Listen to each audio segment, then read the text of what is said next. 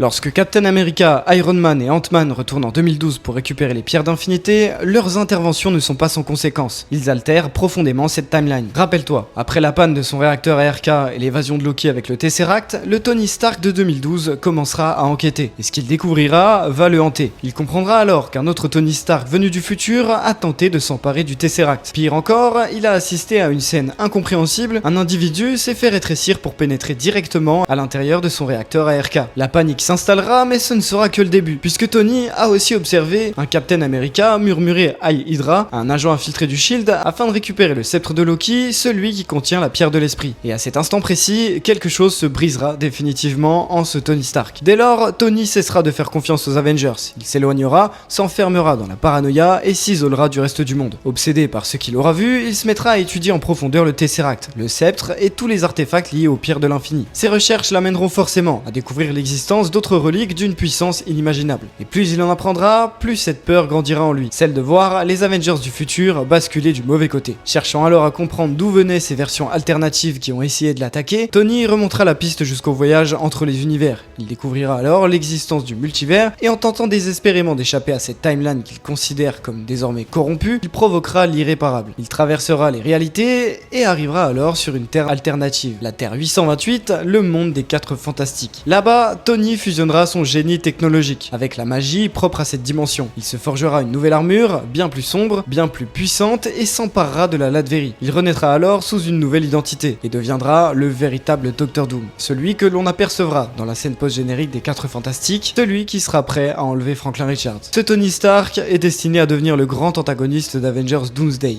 un Tony qui n'aura aucun souvenir de Peter Parker puisqu'il ne l'aura jamais rencontré, un Tony qui nourrira une haine profonde envers Captain America car il ne lui aura jamais accordé sa confiance, un Tony qui dans cette réalité ne sera jamais devenu un Avenger. Dis-moi ce que tu penses de ces théories en commentaire et abonne-toi.